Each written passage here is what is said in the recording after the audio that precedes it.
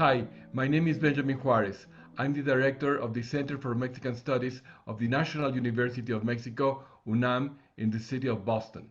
Y me da mucho gusto darles a todos ustedes la bienvenida hoy y sobre todo a nuestros dos invitados especiales, la profesora Adela Pineda de la Universidad de Boston y el doctor Nicholas Taylor, director del Centro Steinbeck que está en San José State University. Creo que en este momento releer a Steinbeck, ver las películas de Steinbeck es particularmente útil para ver la historia de esas relaciones difíciles, pero a veces también cálidas entre México y Estados Unidos, y así imaginar un futuro más promisorio para ambos. When Steinbeck was talking to the Nobel Prize guests at the banquet, he said, "We have usurped many of the powers we once ascribed to God.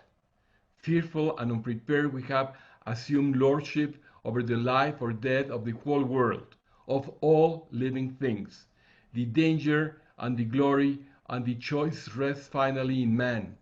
The test of his perfectibility is at hand. Having taken godlike power, we must seek in ourselves for the responsibility and the wisdom we once prayed some deity might have. Man himself has become our greatest hazard and our only hope, so that today St. John the Apostle may well be paraphrased. In the end is the world, and the world is man, and the world is with men."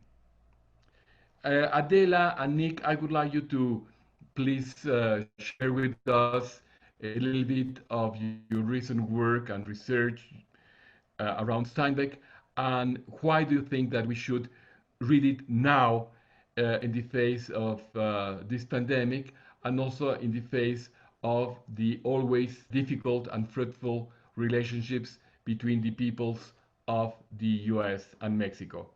And also tell us a little bit about yourselves. Let's start with you, Adela. Gracias. Okay, bueno, let me just say this in English. Thank you very much, Benjamin, Hector, UNAM, Boston, for this invitation, and to Nick to dialogue with me. I hope the noise is not very disturbing outside, but I will speak in Spanish, honoring Steinbeck, who was bilingual, intercultural, cross-cultural, so I think doing this will be great. So let me switch to Spanish. Creo que Steinbeck, además de ser un magnífico escritor, ganador del Premio Nobel en 1962, es sin duda un microcosmos de las contradicciones y las grandezas de Estados Unidos. Pero también es un gran intérprete de la cultura mexicana durante unas décadas que vieron no solo la consolidación del Estado, de la nación-Estado postrevolucionaria, sino también de su declive. Y me refiero al declive de la nación-Estado nacida después de la Revolución Mexicana. Steinbeck protagonizó ese clímax y también esa caída. Y supo entender a los mexicanos más allá de los clichés de la otredad. Los entendió a nivel estético, dialogando con sus escritores, los entendió a nivel cinematográfico, participando en innumerables películas sobre México, pero también los entendió en el nivel social, dialogando con la gente común, y sobre todo el político. Supo muy bien cómo conectarse con el gobierno, cómo hacer diplomacia a través de la cultura. Vivió y protagonizó una época en la que el intelectual era significativo para poder establecer mejores relaciones entre los países. Era la era en la que los medios masivos eran importantes, pero no lo eran sin la agencia de los intelectuales. Creo entonces que este es el marco de mi interés por Steinbeck, precisamente porque en Steinbeck aparecen los medios, uno muy poderoso, el cine, y no solo la literatura, creo que nos permite muchos prismas para abordar la relación México-Estados Unidos. Eso es lo que quisiera decir y ese es el marco de mi interés y de mi libro sobre Steinbeck.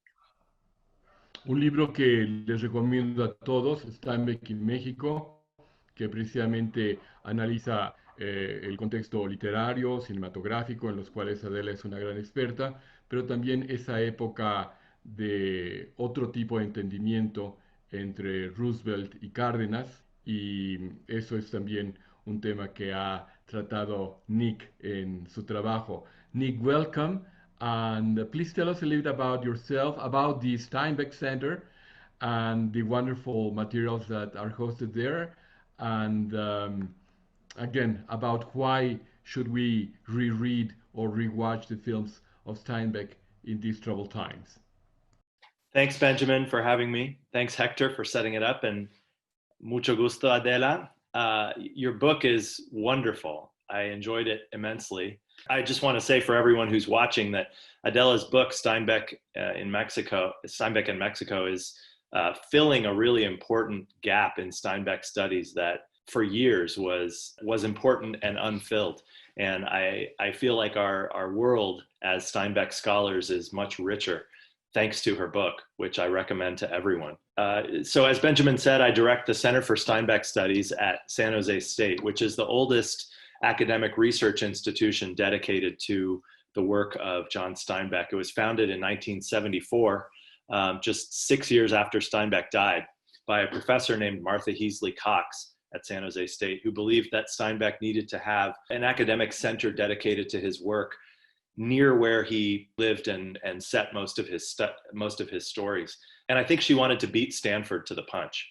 So I think that's why she acted so quickly. She organized most of the first international Steinbeck conferences. There are these stories that go around my department like lore about these are old timers who remember when they remember sitting around the department conference table, stuffing envelopes full of invitations to the first Steinbeck conference, which they then mailed out all over the world. And they had no idea what kind of response they would get. And then the letters started coming back with RSVPs, and they had hundreds and hundreds of people who wanted to come to San Jose to study Steinbeck, and they were surprised by the response. And frankly, that established Steinbeck early in the life of the center as an international figure. And I think it's very important to think about him that way, because his entire worldview was sort of unusually international for an American writer of his time. And although he's most commonly associated in America with being a sort of quintessentially American or even Californian writer, around the world, he's seen as very much an internationalist and a humanist with many concerns. And it pleased me to hear Adela say that he was bilingual and transcultural and multicultural. That's certainly the way I think about him, but that's an unusual way to think about Steinbeck in America, where most people read him in elementary school, in middle school, in high school, strictly through the lens of this being a quintessentially American story. And again, that's why I think Adela's book is so important. I myself am a novelist, and didn't come to this as a scholar. I came to Steinbeck more as an admirer and hopefully an imitator. And I am a Californian like Steinbeck. I also am enamored and fascinated with the culture of Mexico, and have spent as much time there as I can, have studied the language. And I don't know, I'm just delighted to be on this panel and thrilled to be participating in something sponsored by UNAM. Even in the quintessential, let's say, American works of Steinbeck, like Grapes of Wrath or The Red Pony, we see some minor Mexican characters, like Gitano, or other characters appear, and he acknowledges that this land belonged to them. How do you see those presence beyond the works like La Perla or Forgotten Village that are happening in Mexico, Adela? And would you like to, after your response, to ask a question of Nick? And then Nick, of course, if you could please ask Adela a question of your choice. Sí, claro que sí, Benjamín. Me gustaría, antes que nada, comentar un poquito lo que dijo Nick sobre la globalidad o digamos, la multiculturalidad del pensamiento de Steinbeck. Y pensaba, cuando hablamos hoy día de Let's Forge Global Citizens, without teaching them how to speak a second language, Right. o sin la posibilidad de viajar y solamente pensando en el otro con compasión, pero en abstracto, nos olvidamos de que un escritor como Steinbeck recorrió un territorio de la globalidad de otra manera, ¿no? Entonces, por ejemplo, recordé mientras hablaba Nick de una carta espectacular que le escribe Steinbeck a el director de 20th Century Fox, de la compañía cinematográfica, ¿no? A Zanuck. Y a ellos les escribe y les dice, miren, para que ustedes puedan filmar esta película en México, ustedes tienen que saber todo esto. Y esa carta es, ¿verdad? Es un testimonio de los diversos niveles de conocimiento que Steinbeck tenía sobre México, ¿no? Hay una crítica a Steinbeck sobre su naivete de ver al mexicano como no sé, como el otro folclórico, ¿verdad? Pero no es cierto. Steinbeck hablaba, por ejemplo, de la mordida y decía, miren, en México, si ustedes no conocen el término mordida, no van a entender. Ustedes tampoco van a entender qué tan sofisticados son los intelectuales sindicalizados en México. Les hablaba del sindicato de cinematografía, les hablaba de cómo convencer a los aparatos de censura, les hablaba de que tenían que ir a ver a Cárdenas, porque Cárdenas tenía, a pesar de que ya no era presidente en ese momento, podía entrar por todos niveles. Les hablaba de las sutilezas, de cómo de tratar al mexicano común, ¿no? Entonces yo creo que eso lo logra Steinbeck porque no solo conoce México, sino también conoce el diálogo entre México y Estados Unidos. Y sus viajes a Europa, a Rusia, ¿no? Su conocimiento con Rusia, a pesar de que es todo un Cold War warrior, ¿no? Cuando habla de los escritores rusos, de la cultura rusa, ¿no? Vemos otra dimensión. Y yo creo que eso es lo interesante de Steinbeck, que es un escritor muy polifacético. Sobre la pregunta de Benjamín, me gustaría comentar, por ejemplo, el Wayward Bus, que es una novela que se considera secundaria, que no tuvo el éxito de Grapes of Wrath, pero que iba a ser una novela que se iba a llamar en español, ¿verdad? Él quería titularla en español El camión vacilador. Y decía que vacilar era un verbo muy único que no existía en inglés. Porque en español, vacilar quería decir hacerte una broma, pero también quería decir no saber cómo llegar o llegar siempre de otra manera. Y le parecía que esta idea era genial. Quería escribir esta novela con un personaje que fuera el Don Quijote de México. Y finalmente hizo otra cosa, ¿verdad? Escribió una novela sobre la posguerra, sobre la banalidad del consumo, ¿verdad? Y sobre un México americano que empieza a ver como kitsch la identidad mexicana, ¿verdad? Es otra cosa, hizo otra cosa, precisamente porque la historia lo atrapó, ¿verdad? Pero yo creo que eso es todo lo que en el momento que tengo que decir. No sé qué piensas tú de eso, Nick, de estas otras novelas. That's a great example. What I think is so interesting about Steinbeck's approach to Mexico is exactly what Adela is saying about the multiple levels of understanding, because he understood the political dynamics perfectly well. And yet in his work, he's primarily focused on this is true in all of his work. He's known for his portrayal of the common man, you know? And I think that's true in his work set in Mexico. That's certainly true of his approach when he went to Russia, as you mentioned. He was, there's all this speculation still that he was a spy when he went to Russia. And in fact, there was speculation that he was a spy when he went to Mexico in the 1940s as well. And there was actually more evidence to support that he was a spy in Mexico than that he was a spy in Russia, because he came back from Mexico and said to the Roosevelt administration, hey, the Nazis are trying to make a play for Mexico. We need to be down there. We need to really amp this up. And the Roosevelt administration was aware already, but they heard him. But I think what's interesting is he spent his time, as you say, Adela, in Russia with authors, you know, who were unknown in America. And if he were really trying to spy as a Cold Warrior, why would he have done that? Why would he have gone to the artist's, dwelling house, the artist's union house in Tbilisi, Georgia? I don't know why he would do that, except that he understood that to understand a culture, you can't just understand it at one level. You know, you can't understand a culture just through its politics, or just through its folklorico, or just through its literature from a distance, or whatever. And one of the things I admire most about Steinbeck is his desire to immerse himself in that way on different levels.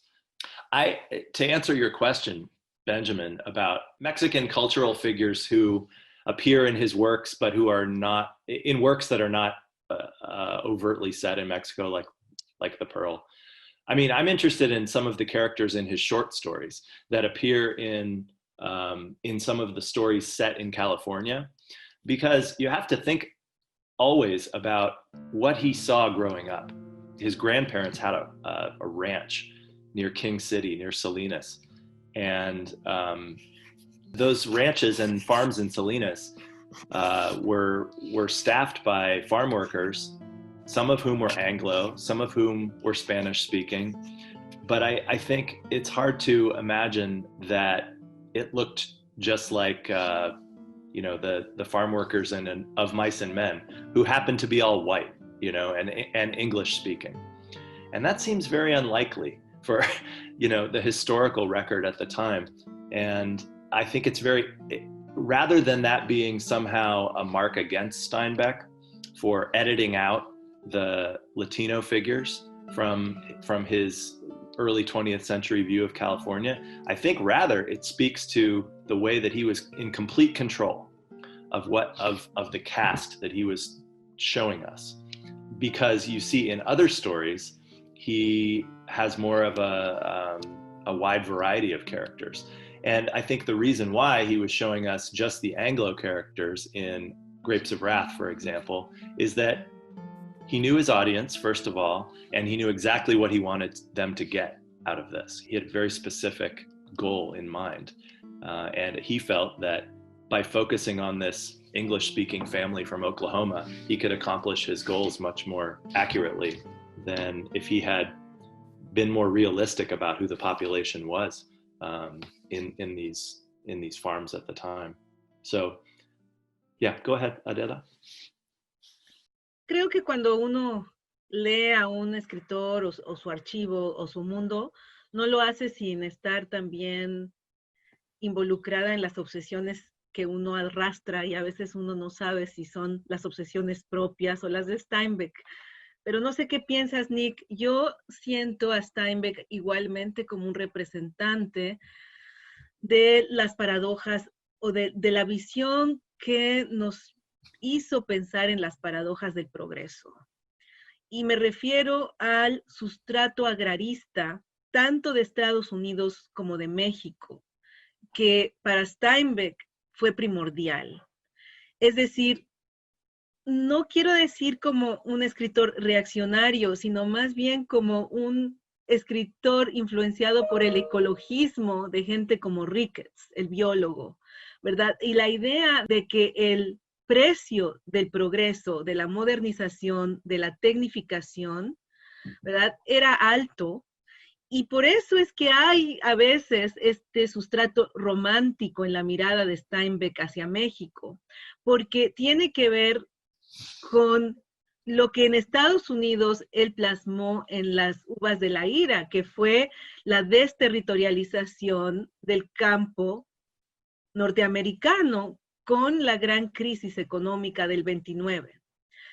siento por otro lado que hay un hito en la vida o en la trayectoria de Steinbeck, que es la Segunda Guerra Mundial, y que politizó a los escritores norteamericanos y mexicanos, ¿verdad? Y que hizo que la ideología de la Guerra Fría los obligara a tomar ciertas lealtades, ¿verdad? Pero eso, más allá de eso, creo que esta especie de melancolía por el alto precio del progreso, ¿no? Y tiene una frase que es en Viajes con Charlie, ¿no? Que es, me pregunto qué es el progreso y por qué el progreso también engendra su propia destrucción, ¿verdad? Que creo que está en toda la obra de Steinbeck. Y a mí eso me parece que va más allá de México, ¿verdad? Y que nos sigue afectando hoy día.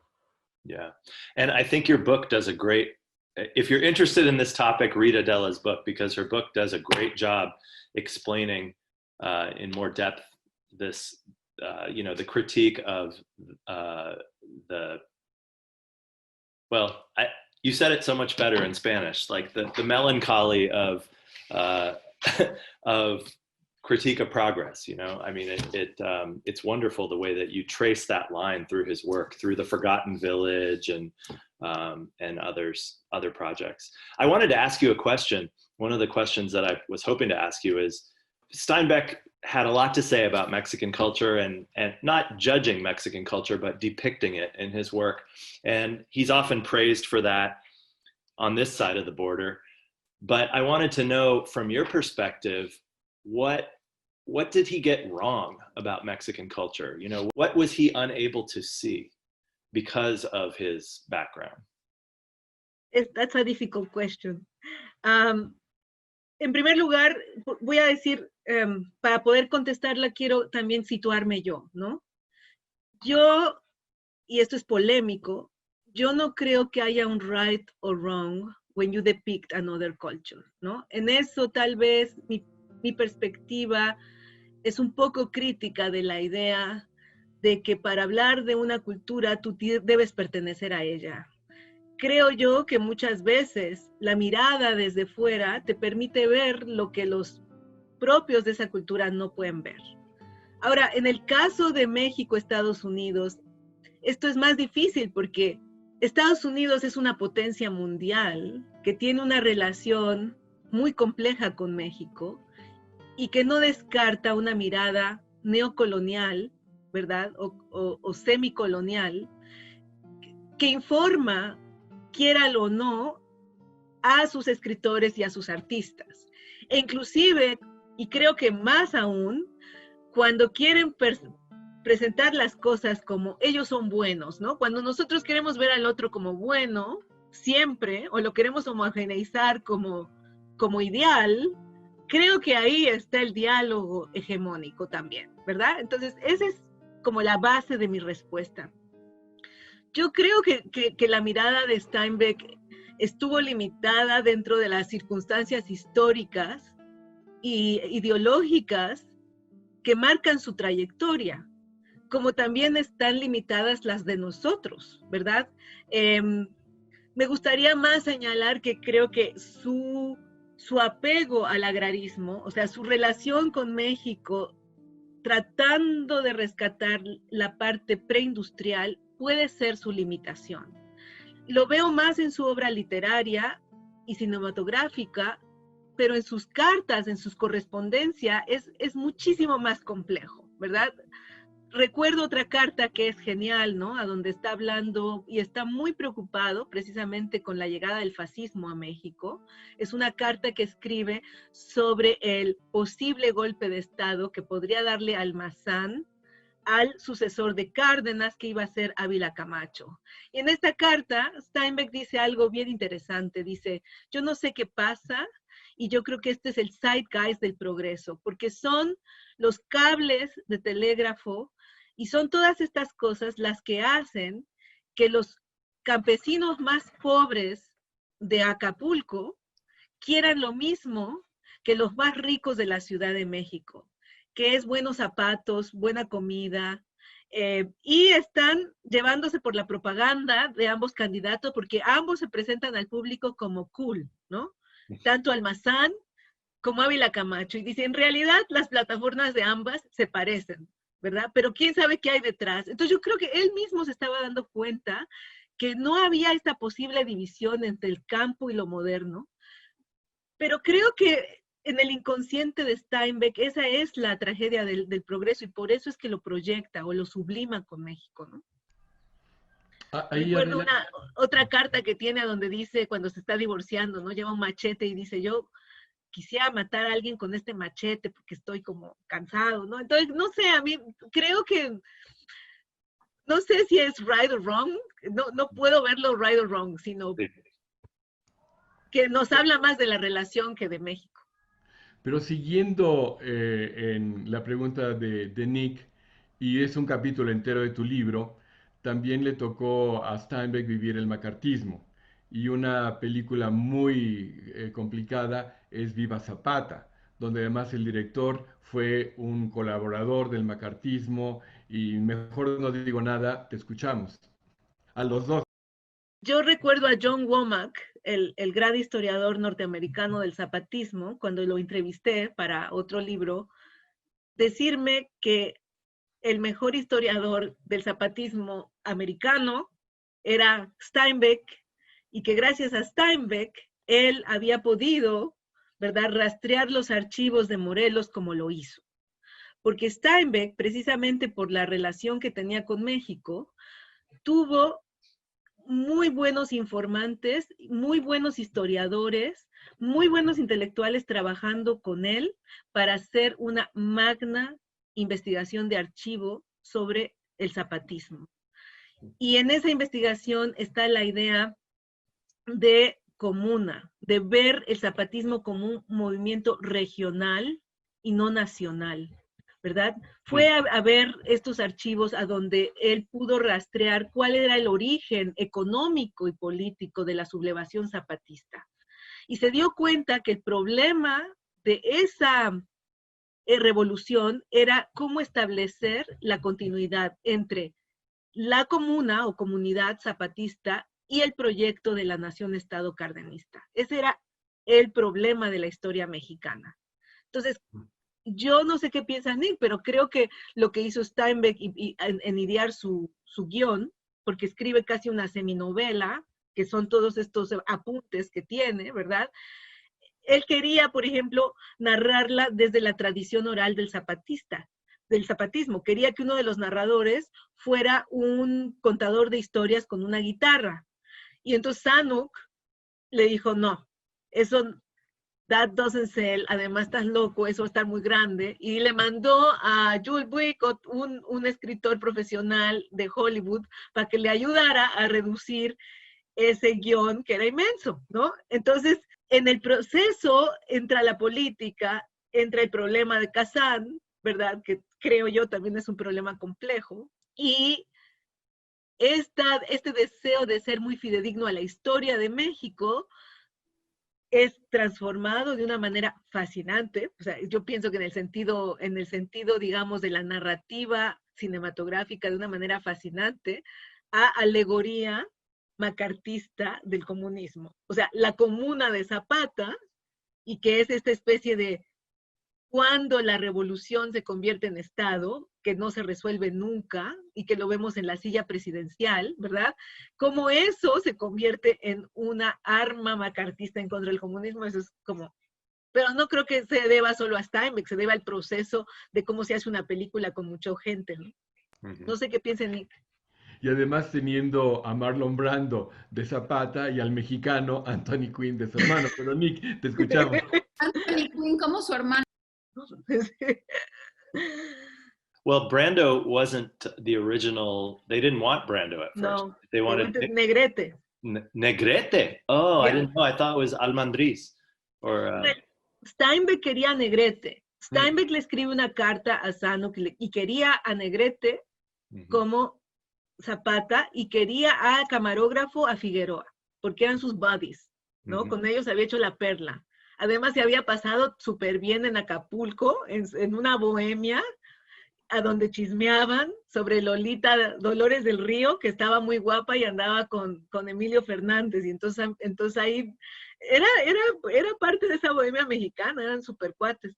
Y entonces él quería eso, pero viene el problema del macartismo. Figueroa odia el guión, y lo odia, en mi opinión, no por el macartismo, lo odia porque es una crítica indirecta a la nación-estado mexicana, en un momento muy crítico, que es el comienzo del alemanismo, ¿no? Entonces, por eso es que es fascinante esa película, porque permite una recepción en varios niveles de acuerdo al país, ¿no? Mm-hmm. That's fascinating. I wanted to ask, can I ask a question about La Perla? I wanted to know that, you know, the more Mexican scholars I talk to and the more film people I talk to, the more my esteem for that film grows. And I wanted to ask you for our audience to explain, why is the film, the 1947 film of La Perla, why is that so revered in Mexican cinema? Because it's, you know, it's written by an American, for one thing. And that story has been criticized as patronizing, or, you know, in various ways. And I wonder why the film is so, is held up as such a wonderful example of that era in Mexican films. And if I may add a question, Adela, why, on the other hand, The Forgotten Village doesn't even have a title in Spanish and is completely ignored in Mexico? Yeah. Ok, voy a contestar lo de La Perla.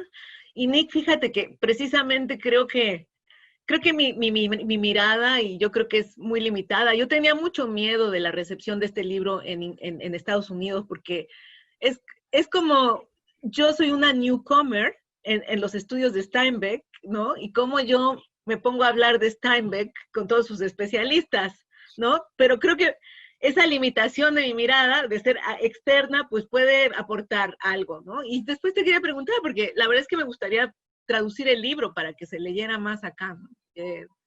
No sé si haya quien se interese en traducirlo, y publicarlo en inglés, pero yo lo que creo es que a mí me gusta mucho la novela La Perla.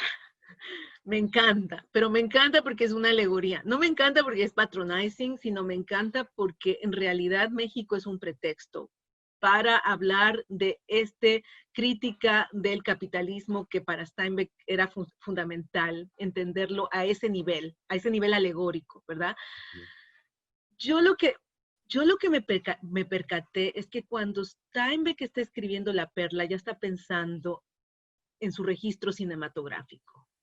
Y está pensando en su registro cinematográfico porque ya conoce a Figueroa, ¿verdad? De alguna manera está pensando en ese tipo de cine. Lo que a mí me pareció fascinante de la novela es que no es las cosas en sí, sino es la percepción obnubilada de las cosas que produce una cámara, la belleza de la cámara de Figueroa, lo que a veces nos hace la realidad económica. O sea, el dinero hace que nosotros veamos todo de una manera hermoseada. Y hay un fragmento en La Perla, en el texto, a donde el narrador dice que Quino le pega a Juana, está enojado, le pega a Juana en la playa, ¿verdad? Y el lector, en vez de que vea el cuerpo de Juana golpeado, dice el narrador, y el mar la cubrió con las olas, y los destellos, ¿verdad?, la iluminaron o iluminaron su belleza. Y a mí eso, y encontré muchos fragmentos parecidos. Entonces, lo que quiero decir es que Steinbeck ya estaba pensando en el registro cinematográfico como un arma de percepción que nos llevaba al nivel de lo fantástico que está también en la ideología, porque la ideología no es racional, ¿verdad? Por eso me gusta la novela. Creo que la película es el hito de la métier cinematográfica del cine de autor de Figueroa y de Emilio Fernández. Pero es muchísimo más interesante la novela, por lo que estoy diciendo, porque la película solo está hablando de esa belleza, ¿verdad? Que era la cumbre o el clímax del nacionalismo de Emilio Fernández y Gabriel Figueroa, que se inicia con María Candelaria, ¿verdad? María Candelaria gana Cannes, es la primera película mexicana, y la primera película que gana Cannes es una película mexicana, ¿verdad? Cuando ahora hablan de Roma hay que hacer un trabajo ahí de comparación, ¿no? Porque en María Candelaria el problema es que es la visión del pintor, de su propio indigenismo, ¿verdad? Lo que se le critica a Steinbeck también se le debería criticar a los intelectuales nacionalistas. No sé si me doy a entender. Pero es porque Figueroa crea un estilo que es muy particular, es como su signature, y yo creo que por eso es como una especie de pieza museográfica, pero no se habla de ella de manera crítica, como se le critica a Steinbeck la perla, ¿verdad?